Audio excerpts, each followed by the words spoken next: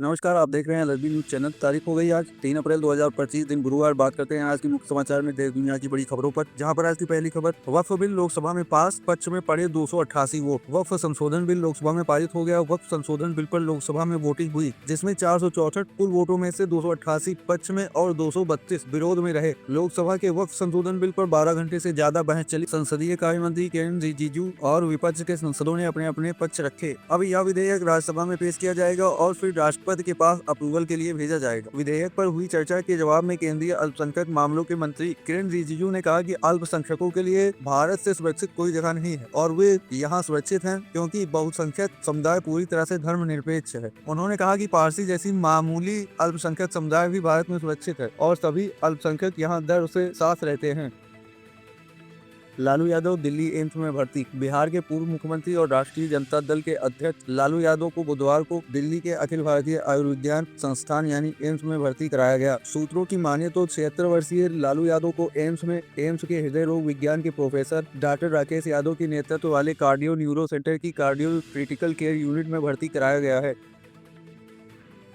North sentinel द्वीप में घुसाया अमेरिकी नागरिक, पुलिस ने किया गिरफ्तार। भारत के अंडमान एवं निकोबार द्वीप समूह में स्थित नॉर्थ सेंटिनल द्वीप दुनिया भर के लिए एक रहस्य की जगह है। नॉर्थ सेंटिनल द्वीप को लेकर दुनिया भर में लोग अलग अलग जानकारियां जुटाने में लगे रहते हैं। हालांकि भारत सरकार ने इसे निषिद्ध जनजातीय आरक्षित क्षेत्र घोषित कर दिया। एक अमेरिकी नागरिक को नॉर्थ सेंटिनल द्वीप में प्रवेश करने के आरोप में गिरफ्तार किया गया है। पुलिस ने बुधवार को पूरी घटना के बारे में जानकारी दी। पुलिस ने बताया कि ये शख्स कथित तौर पर बिना किसी अनुमति के नॉर्थ या उत्तरी सेंटिनल द्वीप में गया था। पुलिस के मुताबिक अमेरिकी नागरिक बीते 26 मार्च को पोर्ट ब्लेयर पहुंचा था। इसके बाद वहां कुर्मा डेरा समुद्र तट से उत्तरी सेंटिनल द्वीप पहुंच गया।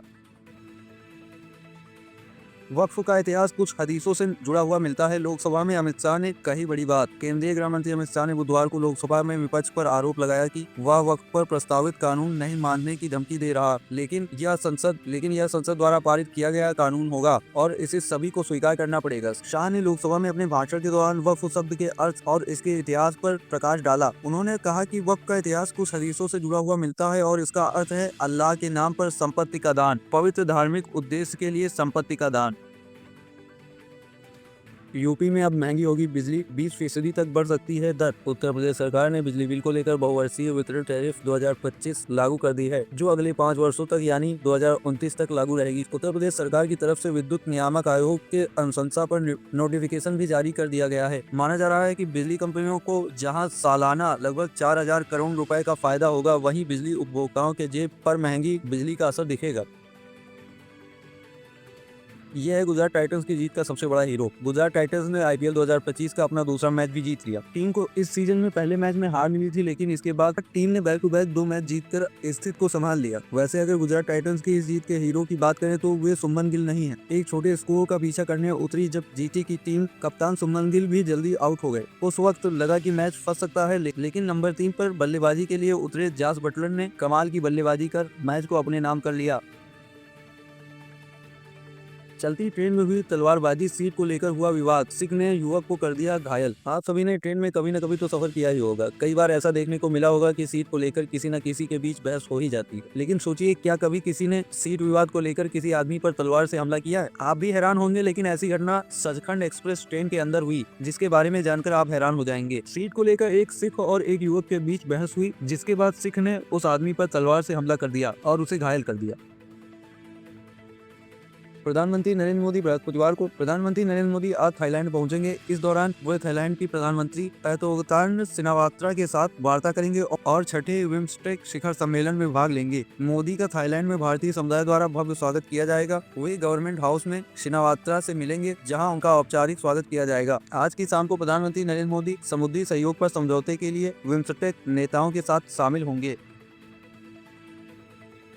पाकिस्तान के राष्ट्रपति आसिफ अली जरदारी को कोरोना रिपोर्ट आने के बाद मचा हड़कंप। पाकिस्तान के राष्ट्रपति आसिफ अली जरदारी कोरोना वायरस से संक्रमित हो गए हैं और अभी वह पृथकवास में हैं। उनके डॉक्टर ने बुधवार को जानकारी दी कि जरदारी को सांस संबंधी समस्या और बुखार की शिकायत के बाद मंगलवार को हवाई मार्ग से नवाबशाह से कराची लाया गया और एक निजी अस्पताल में भर्ती कराया गया। राष्ट्रपति के डॉक्टर असीम हुसैन ने मीडिया को बताया कि जरदारी कोरोना वायरस से संक्रमित हो गए हैं।